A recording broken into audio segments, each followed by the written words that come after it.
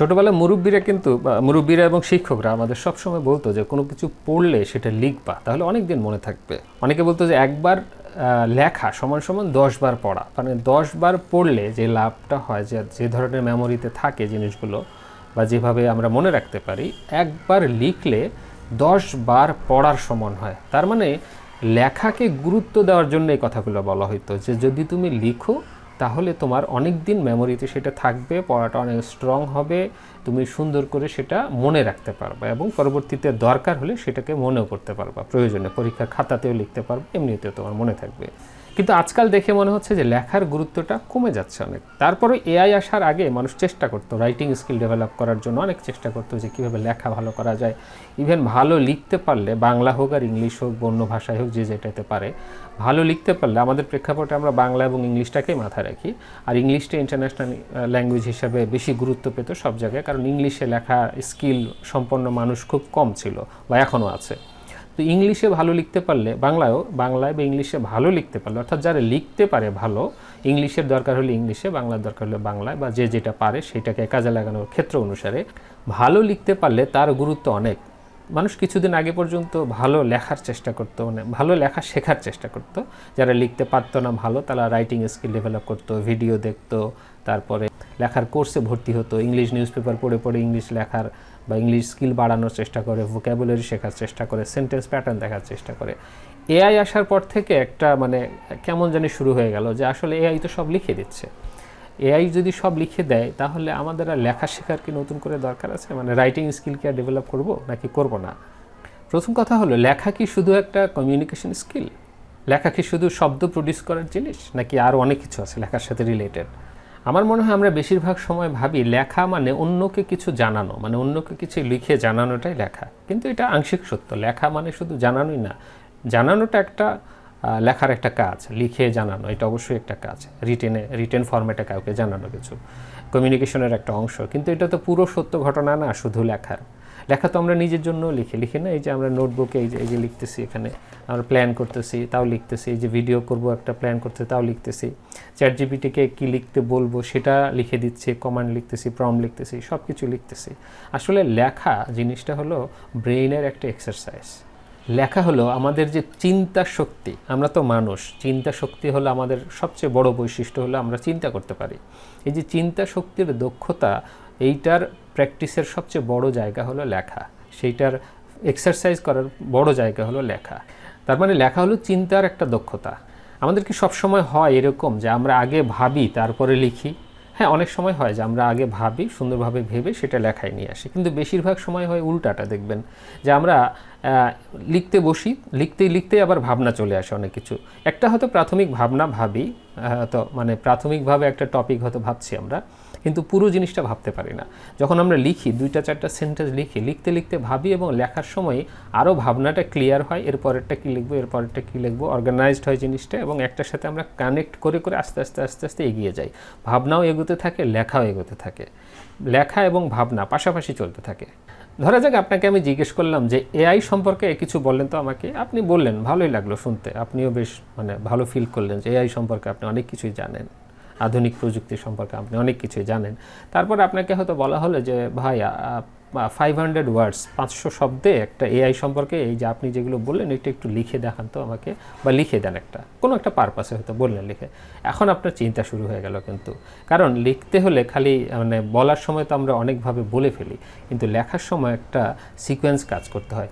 তখন আপনার মনে চিন্তা আসতেছে আসলে এটার টাইটেলটা কীভাবে দিব, বা কোনো একটা টাইটেল যদি দিতে হয়, প্রথমে আমি এআইকে কীভাবে উপস্থাপন করবো, এআই জিনিসটা কি, এটা আমি কীভাবে বলবো? এআইকে তো বোঝাইতে পারতেছি বিভিন্নভাবে, চ্যাট জিপিটি, জেমিনি, ক্লড ইত্যাদি বলতেছি, কিন্তু এআই সম্পর্কে দুইটা হোয়াট ইজ এআই বলতে গেলেও তো কিছু একটা চিন্তা করতে হবে।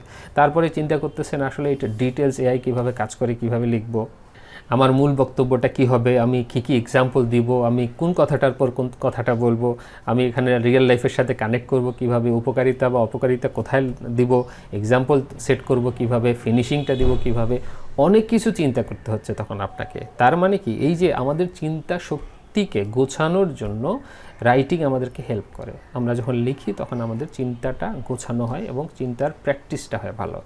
ওই যে বললাম ফিজিক্যাল এক্সারসাইজ যেরকম আমাদের শরীর গঠনে কাজ করে, এই রাইটিং স্কিলটা আমাদের মনের যে চিন্তা করি আমরা, মানুষ মাথা দিয়ে যে চিন্তা করি, সেই চিন্তাকে গোছাতে সহায়তা করে। তার মানে আপনি যখন এই যে এআই সম্পর্কে লেখা শুরু করলেন, লিখতে লিখতেই চিন্তাও শুরু করলেন যে কীভাবে গোছাতে পারেন চিন্তাটাকে। তার মানে লেখা আপনার চিন্তাকে গোছানোতে সহায়তা করলো। আপনাকে যদি বলা হয়, আপনি ধরেন বিরিয়ানি রান্না পারেন, আপনাকে বলা হলো বিরিয়ানি কেমনে রান্না করে ভাই, আপনি বললেন সুন্দরভাবে যে এই যে এটা দিবেন, ওইটা দিবেন, এইভাবে দিবেন।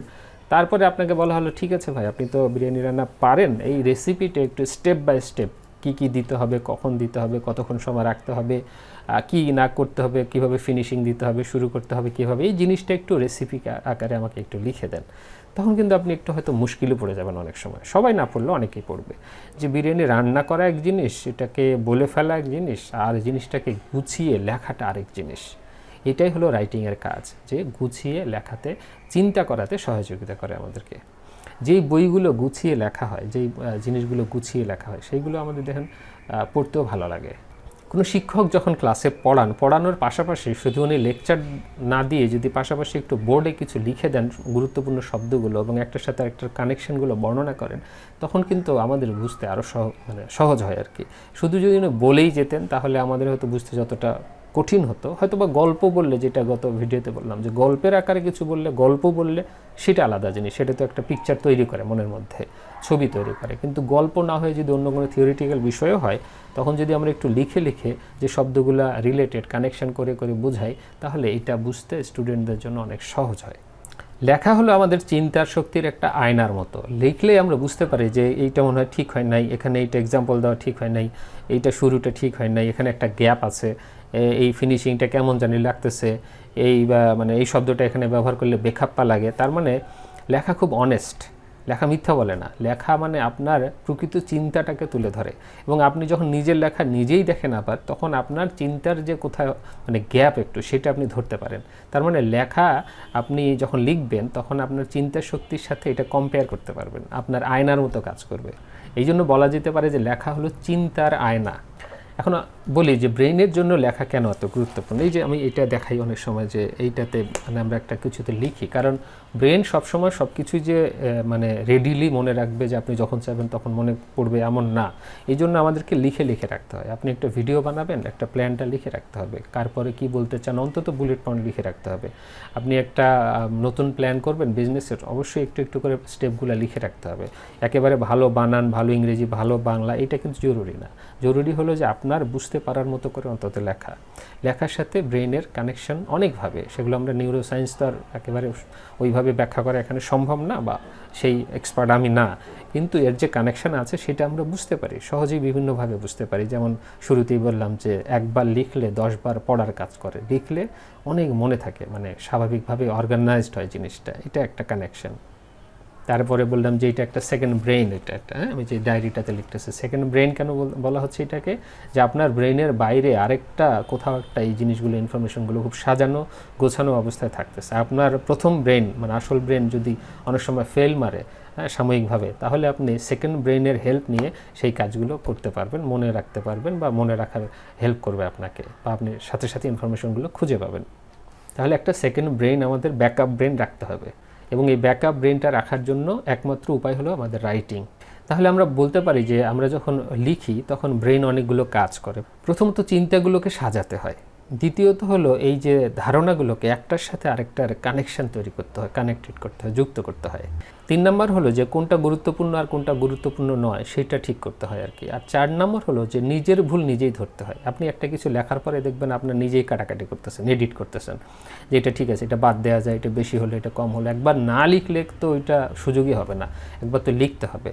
তারপর আপনি 2 বার 5 বার 10 বারও এডিট করতে পারবেন, তখন আপনার ধারণাগুলোকে আরও পরিষ্কার দেখা যাবে আর কি, যে হ্যাঁ পরিষ্কার হচ্ছে।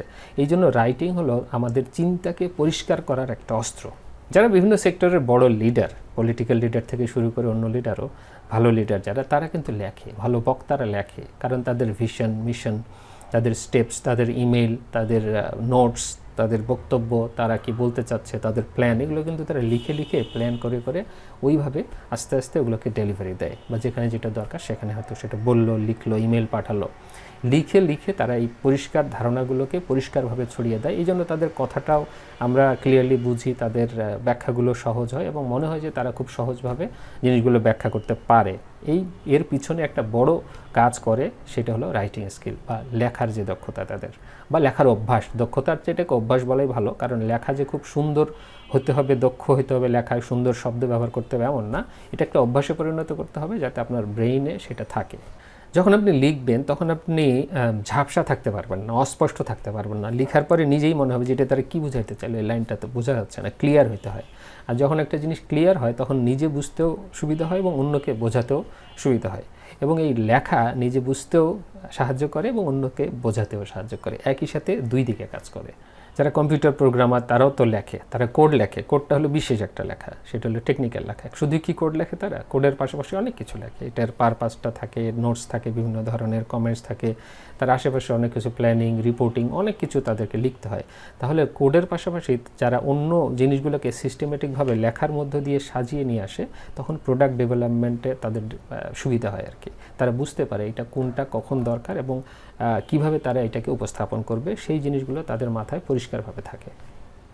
সুতরাং ভালো ম্যানেজার, ভালো টিচার, ভালো লিডার, ভালো ইঞ্জিনিয়ার সবাই লেখার মাধ্যমে জিনিসগুলোকে পরিষ্কারভাবে সাজিয়ে গুছিয়ে রাখতে পারে এবং একটার সাথে আরেকটার কানেকশন তৈরি করতে পারে খুব ভালোভাবে। এবার এসে কন্টেন্ট ক্রিয়েশনের জন্য রাইটিং কতটা জরুরি। একেবারে খুবই জরুরি একটা জিনিস কন্টেন্ট ক্রিয়েশনের জন্য। কন্টেন্ট ক্রিয়েশন ধরি, ভিডিওর কথাই যদি ধরি, তাহলে ভিডিও মানে কি, যে ক্যামেরার সামনে চলে আসলাম, কথা বললাম, ভিডিও হয়ে গেল। এর পিছনের কাজগুলো কি? এর পিছনের কাজগুলো হলো এই যে টপিক সিলেক্ট করা, প্ল্যান করা, টাইটেলটা কী হবে, ডিসক্রিপশনটা কী হবে, কোন এক্সাম্পল এখানে যাবে, কোন ধরনের ব্যাখ্যা এখানে থাকবে, কার পরে কোনটা থাকবে, এই সবগুলো হলো রাইটিংয়ের কাজ। আমরা যদি লিখে এগুলোকে ঠিক না করি, যে কোনো কন্টেন্ট ক্রিয়েটর যদি এগুলোকে সাজিয়ে না নেয় লেখার মাধ্যমে, তাহলে সে নিজেও বুঝবে না, তার কাছে ক্লিয়ার থাকবে না পুরো জার্নিটা। আর পুরো জার্নিটা যখন লেখা থাকবে, তার কাছে ক্লিয়ার থাকবে। হ্যাঁ, ওয়ার্ড বাই ওয়ার্ড লিখতে হবে এমন না, প্রত্যেকটা সেন্টেন্স লিখতে হবে এমন না, অন্তত আউটলাইনটা তো লিখতে হবে, বাকিটা সে চিন্তা করতে পারবে। আউটলাইনটা লিখলে তার এই চিন্তাভাবনাটা গোছানো হয় এবং সহজ হবে এবং সে সুন্দরভাবে উপস্থাপনটা করতে পারবে। সুতরাং রাইটিং সব জায়গায়, আপনি যদি ভালোভাবে লিখতে পারেন তাহলে আপনি ভালোভাবে ভাবতেও পারবেন, আর ভালোভাবে ভাবতে পারলে হয়তো বা ভালোভাবে বলাটা অনেক সহজ হবে।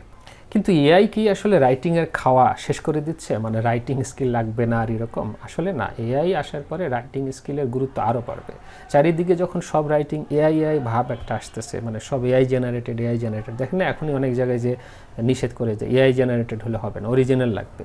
মানে এই যে অর্গানিক খাবার এখন খুঁজি না আমরা, দেশি অর্গানিক খাবার, যে কোনো খাবারের ক্ষেত্রে আমরা অর্গানিক খুঁজি, হাইব্রিড বা এই যে কীটনাশক দেয়া ইত্যাদি, এগুলো কিন্তু দাম কম হলেও আমরা কিন্তু ওগুলোকে পছন্দ করি না, আমরা খুঁজি অর্গানিক।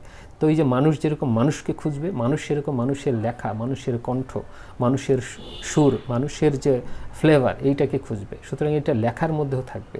দেখেন এক রাইটারের ফ্লেভার এক রকম। হুমায়ুন আহমেদের লেখা একরকম, শেক্সপিয়ারের লেখা একরকম, তারপরে শরৎচন্দ্রের লেখা আরেক রকম, নজরুলের লেখা আরেক রকম ধাঁচ। তার মানে লেখার মধ্যে তাদের পার্সোনালিটি, তাদের বক্তব্য, তাদের চিন্তাভাবনা এগুলো প্রকাশ পায়। কিন্তু এআই দিয়ে যদি সবাই একই সিস্টেমে লেখায় তাহলে কিন্তু সবগুলো সেম মনে হবে, তখন আর আলাদা করে পার্সোনালিটিও বোঝা যাবে না, টোনও বোঝা যাবে না, ব্র্যান্ডিংও বোঝা যাবে না। এআইকে আমরা ব্যবহার করবো অবশ্যই, এআই আমাদের অ্যাসিস্ট্যান্ট হবে, এআই আমাদের সাবস্টিটিউট না। সাবস্টিটিউট মানে হলো আমার জায়গায় এআইকে বসিয়ে দিলেই কাজ হবে, তাহলে কিন্তু সাবস্টিটিউট, তাহলে কিন্তু আমার দাম থাকবে না মানুষ হিসাবে।